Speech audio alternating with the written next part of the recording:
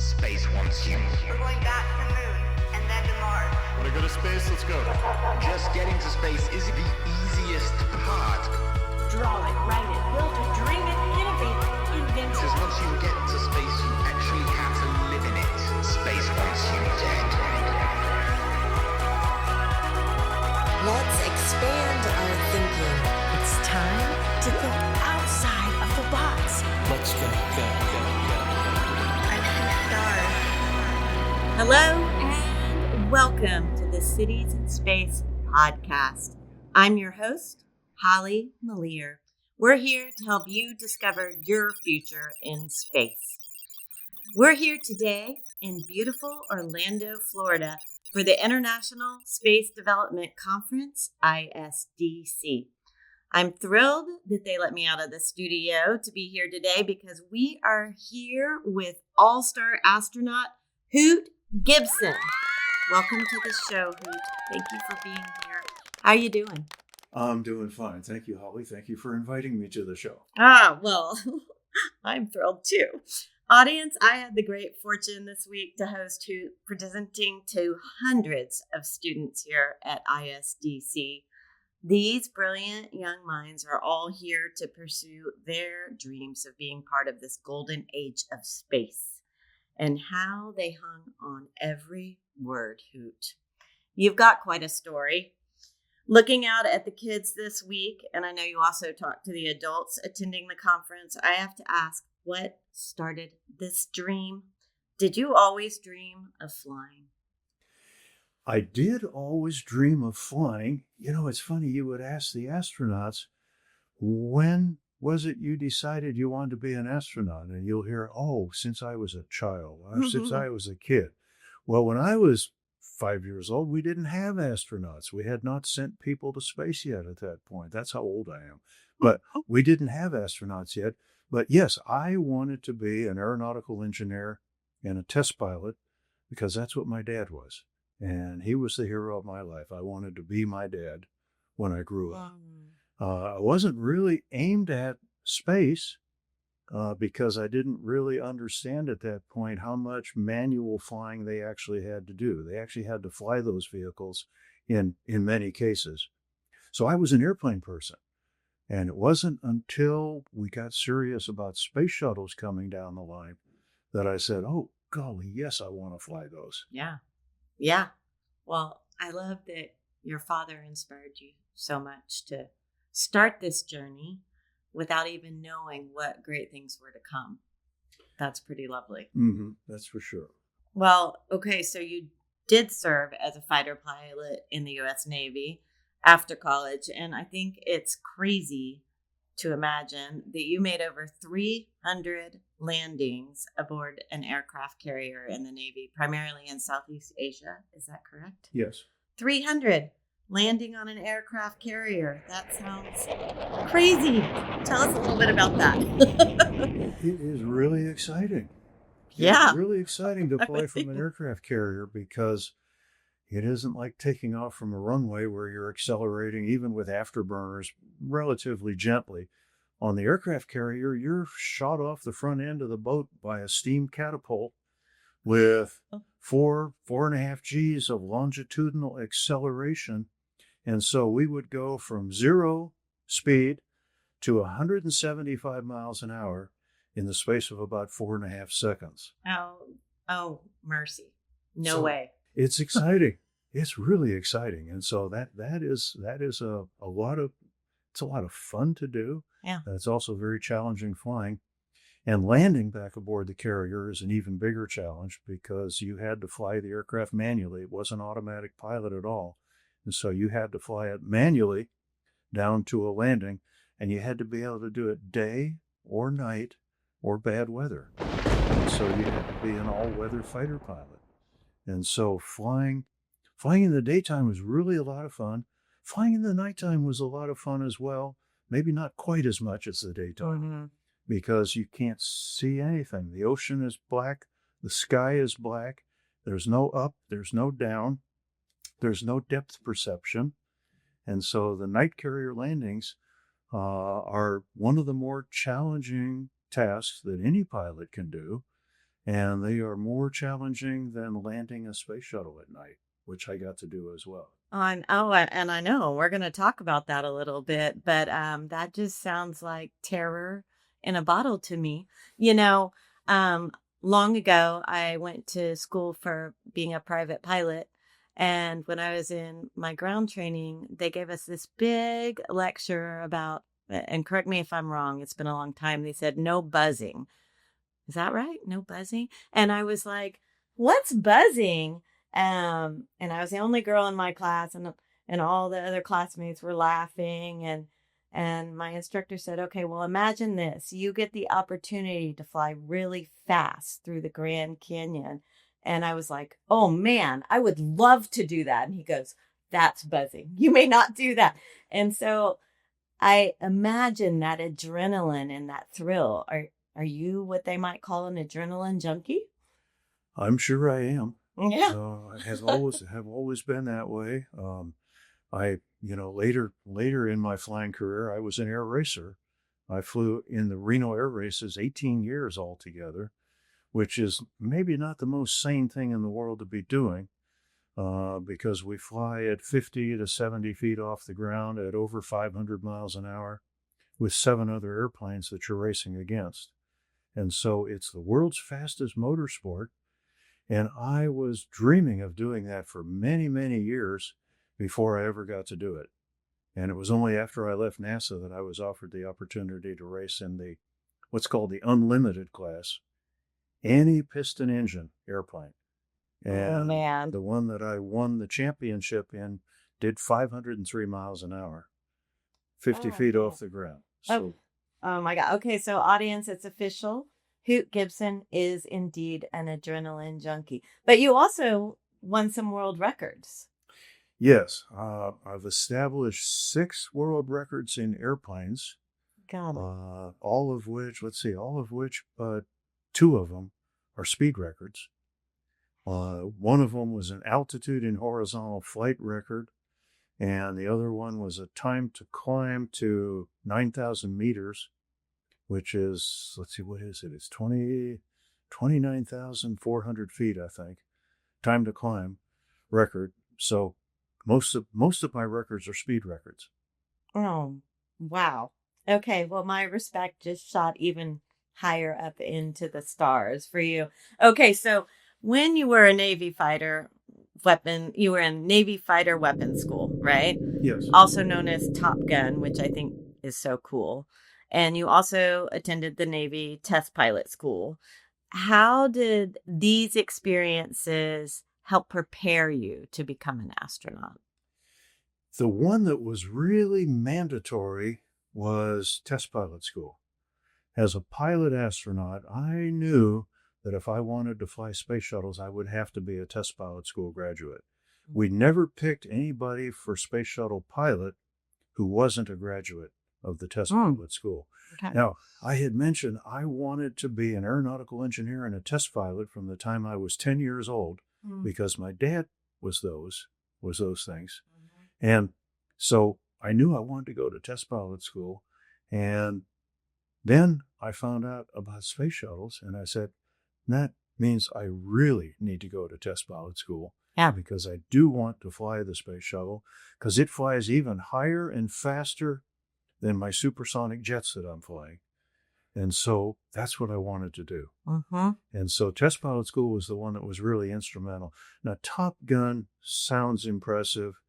It really is totally focused on the fighter community, the fighter environment, the weapon systems, the dogfighting, the maneuvers, those things.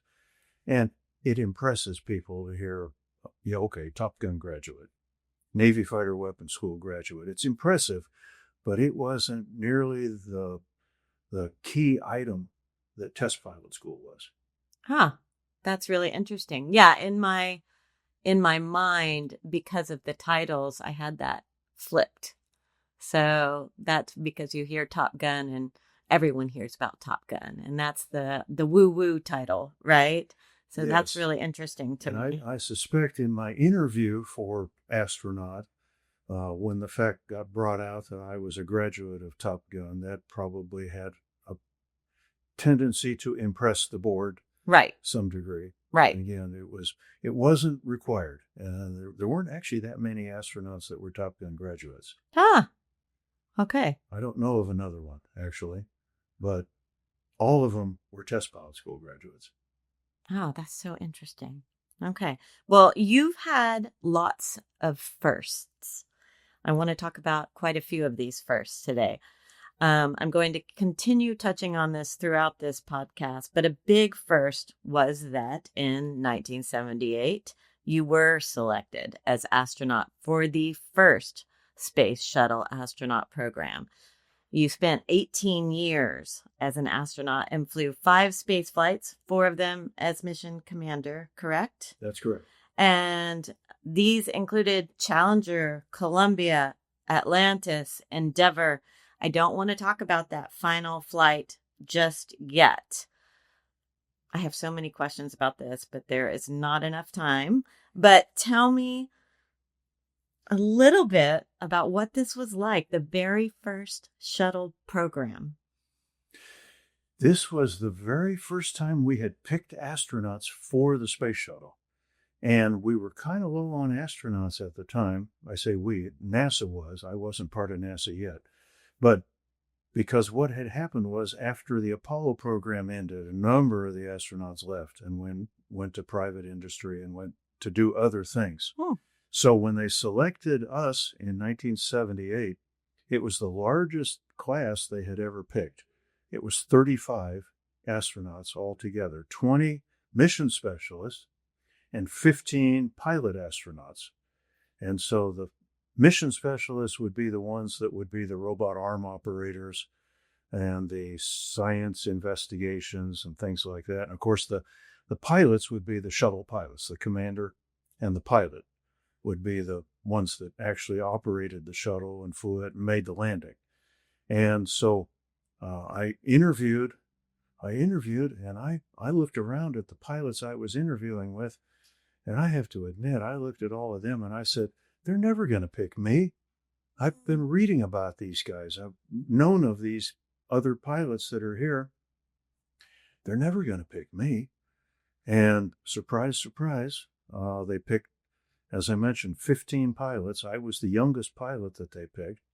And it was a huge pleasure when I got the phone call to tell me. And I had kind of given up hope after I saw all these remarkable pilots that I was interviewing with, but it was on my side, and I wound up getting selected. Well, we're certainly glad you did, because look at what you created over multiple decades. You know, that it's a little bit of imposter syndrome sometimes when we step into those moments, looking around the room going, do I have what it takes?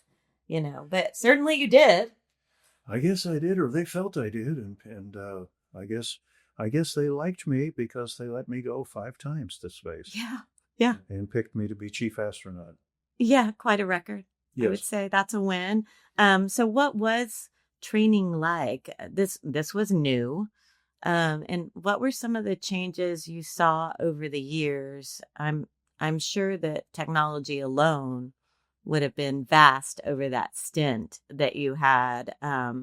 Tell us a little bit about some of those changes you noticed. Well, the training was, as you might imagine, very intensive, because obviously once you get to space, you better know how to do everything that you're going to have to do, including malfunctions and anomalies and things. And we always had malfunctions and anomalies. The space shuttle was a very wondrous machine, but it was also very complicated. And there were always malfunctions. There were always little things going wrong, sometimes bigger things going wrong. And you needed to know how to handle those. Nobody's going to be able to give you any more training once you're up in orbit. So we used to refer to it as death by training because there was so much of it. And in your final month or so, we'd be spending 60 hours a week in scheduled training events. And so it was pretty grueling right towards the end. Now, it was also very exciting because we're getting close to launch. And the closer you got to launch, the more excited you got.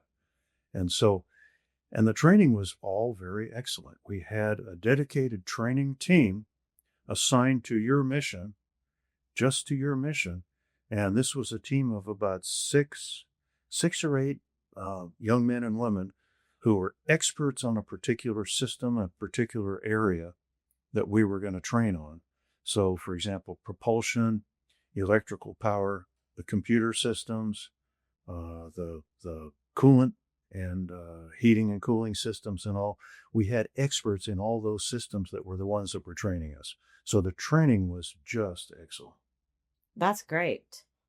That's wonderful. Well, and when I was listening to you talk to the students here at ISDC earlier, you talked about some kind of close calls you had, and also just thinking about your landings. I mean, you've landed on dry lake beds, you've done night landings. I mean, were you ever scared? Were there ever some scary moments, tense moments of you going, "Ooh, what have I done?" Well, no, I was never scared. And you knew that this could be risky, because anything that has the capability that a space shuttle had, the ability to fly up into orbit 200 miles up, 17,500 miles an hour, you're sitting on a bomb on the launch pad, and it's a carefully controlled explosion through those rocket engines that you're getting. Yeah. Is what propels you to space. And if it isn't carefully controlled and it all goes wrong, it's a real big explosion. And so you knew that there was some possibility that you might not come back. But, you didn't dwell on that. You trained to be as good as you could possibly be and to understand everything that you could about the systems and about how the thing operated. And then, like I say, you didn't dwell on the risk. Mm-hmm. Well, I would call that nerves of steel personally, but did you ever see any hacks? Did you ever have to do any hacks on board? Like you had a problem and, take a little duct tape and a little gum, a little MacGyvering. Did you ever have to do anything like that?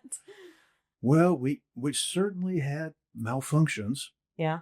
I had malfunctions on every one of my missions. And none of them that I looked at and I said, well, we're probably going to die. I never got to that point on any of them. My third mission, we got struck by debris during launch, and it shredded a number of the tiles on my right wing. Wow. And the wing looked pretty horrible. And of course, those tiles are what protect us from the heating during re-entry. Right. But I didn't really see enough to say, well, I think we're not going to survive this. So I never got to that point. And that was probably the worst malfunction that I had on the 5 missions. But again, there were always malfunctions, anomalies every time you flew, because the space shuttle was that complex and that complicated that little things are going to go wrong. For example, the fuel lines. In space, it's cold. They would freeze. So there had to be heaters on the fuel lines. Wow. And so you had usually always redundant heaters. So if the A heater failed, you'd turn to the B heater and things like that. So you'd have little things like that would occur. And of course, those weren't big malfunctions, but if you didn't fix it, now it is going to be a big malfunction. You freeze your fuel lines, you're not going to fire any thrusters. Yeah. And you're not going to come home. You always want your backup. Yes, you always wanted to have a primary and a backup. Yeah. When I've been to Kennedy Space Center, looking at the shuttle they have on display in their museum, I guess you would say, I just look at that and I look at those tiles and I think that has been to space and back more than once. And what a resilient piece of machinery to be doing all that work, One question I have to ask, or my audience will probably hate my guts because they always want to know, our students, is what was food like? The food was really good to excellent. Really? What? Mind blown. It wasn't a tube full of paste by any means. NASA had put a lot of effort into making the food really good. Most of our food was dehydrated, dried food. And that made a lot of sense because we made water on the space shuttle in the fuel cells. The fuel cells are what give us our electrical power. We didn't have any batteries. We had 3 large hydrogen-oxygen fuel cells.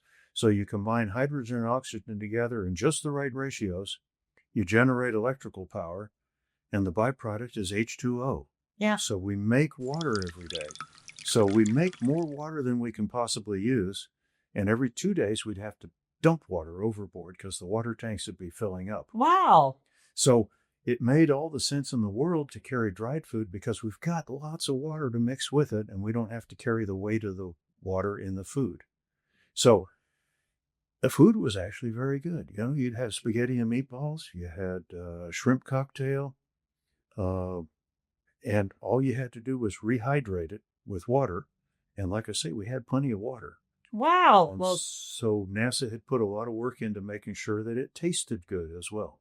okay, go Cafe NASA. That's kind of awesome. Okay. On a more serious note, later in your career, you were part of the investigation team for the Challenger incident. I've got to say, everyone my age, I'm in my 50s. I think we all remember where we were in life when that accident happened. I was in my classroom in high school with a big TV watching that incident happen. I can only imagine the pain and heartache of everyone at NASA, and having to investigate that tragedy must have been quite brutal. Tell us a little bit about what that's like. And it was quite brutal.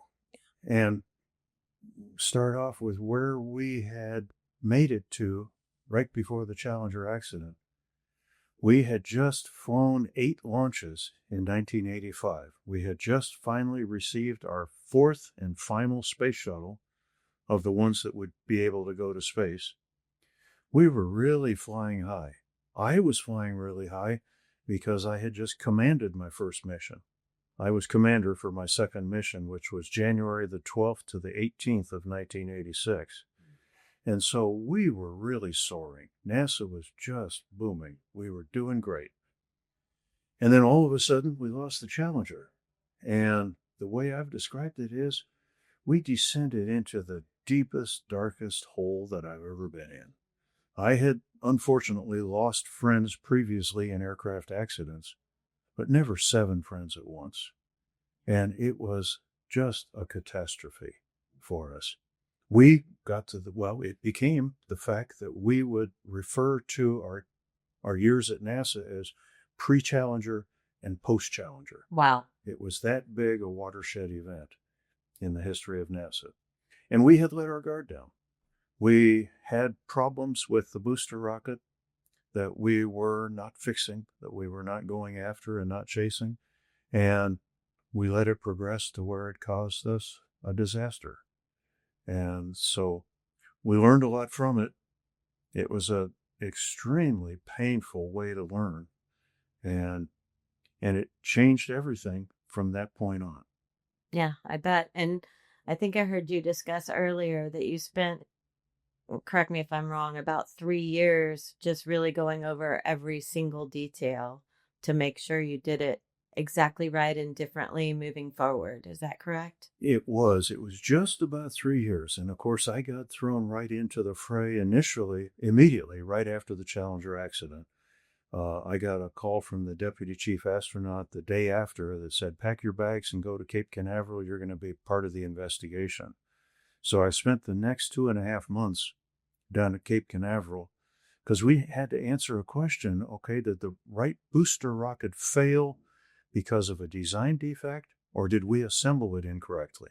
Mm. And we had to answer that question. And I was not part of the Rogers Commission investigation, but we were supporting them. We were the ones that were giving them all the information and all the data. So worked on that, and then after we finished, and the answer was we did assemble it correctly. So it was a design defect in the booster rocket.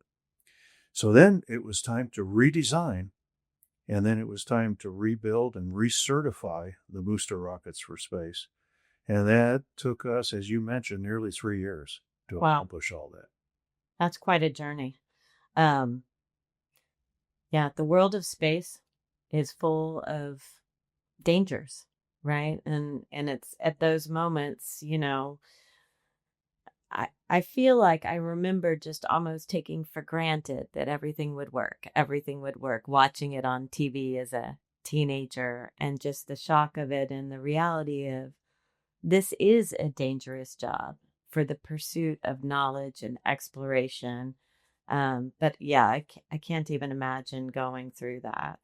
You've flown with so many household names, Hoot. It's quite astounding. Over your career, have you seen a change in demographics of who's chosen as astronaut? And has there ever been any kind of noticeable pushback on that? Or has NASA just always embraced this ever evolving change as society advances and evolves along with you? There have been a lot of changes, especially in the demographics, as you mentioned. And part of it has to do with the fact that we didn't have available quite as many people to choose from way back when. In the case of women, for example, not nearly as many women were going into scientific professions, and we were not allowing women to fly jet fighter aircraft because we had an exclusion on women flying in combat. Those things got cleared up over the years, and so eventually, back in 1978, we could only really pick up 6 women in that class out of 35. And recently, our classes have been about 50-50 between men and women who have been selected, because we had a whole lot more women going into technology and science pursuits. And so, therefore, the pool for us to choose from got much bigger, not just women, but minorities as well. So we've been able to pick more of those demographics over the years. Well, I mean, we could just stop this podcast right now because that makes my heart explode with happiness. That's good. But there's more I want to talk about. Just a few more things. I could actually talk all day about this. But okay, another first. In 1995, you commanded a crew of 7 on STS-71 to be the first to dock with the Russian space station Mir. You shook hands with astronaut Vladimir Deserov, which showed a new cooperation between the United States and the Russian Federation under President Bill Clinton. Yay, space! What was it like? Can you tell us about that? Well, that's very true. And it was a flight that I wasn't planning on doing. I had been, after my 4th mission, I had been promoted to chief astronaut. And so as the chief astronaut, I'm the one that picks who's going to go to space. And I had flown 4 very successful missions. I didn't feel like I need to assign myself to another mission. I had already done everything that I needed to do. I wasn't planning on doing that Mir docking flight. In fact, I had been asked if I was going to assign myself to the Mir docking flight, and I said, no, that's not the purpose of a leader, is to skim off the good deals for yourself. I will not assign myself to that mission. Well, what actually happened was that the folks up at NASA headquarters felt like they needed to be able to tell the Russians that this docking was so important to us, we're sending our chief astronaut to command the mission. So that was why I wound up getting assigned to go do that flight. And it was, as you mentioned, it was the first docking with Mir. It was the first docking with anything that a space shuttle had ever done. Wow. We had gone up to space and, using the robot arm, retrieved satellites before, retrieved broken satellites and bring them back to Earth. We had never done a docking. And so I got to be the commander of the very first docking mission with the Russian Mir space station. And it happened to be on the 100th American launch. Oh my gosh. I didn't realize that. That's so cool. Oh, what a memory. And it was a challenging mission. The language difference brought in a lot of challenges. all of our checklists needed to be in English as well as in Russian. My crew and I had to attempt to learn to speak Russian because the cosmonauts that we worked with, the Russian cosmonauts, they couldn't speak English, and Russia really wasn't well off enough to hire English teachers or buy English textbooks, so we had to make the effort to learn to speak their language. Now, we taught them some of our English as well, but it was challenging because we also had to integrate the functions of Mission Control Houston with Mission Control Moscow. Those two had to be coordinating constantly at the same time that we were coordinating with the Mir space station. Wow. So there were a lot of challenges, and we trained very extensively for it, and it was all extremely successful. I was asked in the landing plus 6-hour conference after we came back from that mission, Hoot, how does it feel after this mission? And it was Bill Harwood of CBS that had asked me that question. And he was a dear friend, is a dear friend for many years, and a big fan of the space program. And I said, Bill, considering the degree of difficulty and the complexity of this mission, and then looking at how well it turned out, it feels awfully good. That is so cool to me. That's just so great. Okay, so you've had so many accolades, decorations, awards, not to mention your world records, but you've always found time also to do things for the next generation, for the future, including going on that famous show, Are You Smarter Than a Fifth Grader? And there, well, you were so close. You were so close to winning. I know. But all of that was to support the Astronaut Scholarship Foundation. That was one reason you went on. What are your thoughts, hopes, and aspirations for the next future leaders of space? I would hope that there are young people right now that for years have set themselves the goal that they want to be astronauts, or they want to be scientists, or they want to be engineers, and they want to be technicians, because they're going to have to replace us. And we need them in the job pool, in the job market, and we need to encourage them. And a lot of the things that we did as astronauts was we would get sent out to talk to schools. And it was always a lot of fun to talk to schools, because the kids would be wide-eyed and listening to what you're talking about. You know, you would say to them, well, you know, you need to learn about science and mathematics. They would tend to turn off. But if you would say, look what I can do in space or in aviation because of science and mathematics. Here's what lets me calculate how big to make a wing for an airplane. Here's what lets me calculate how much an airplane needs to weigh. Things like that. If they see the application of math and science, it opens a whole new window for them. And it's fun to hear the kids say, you know what?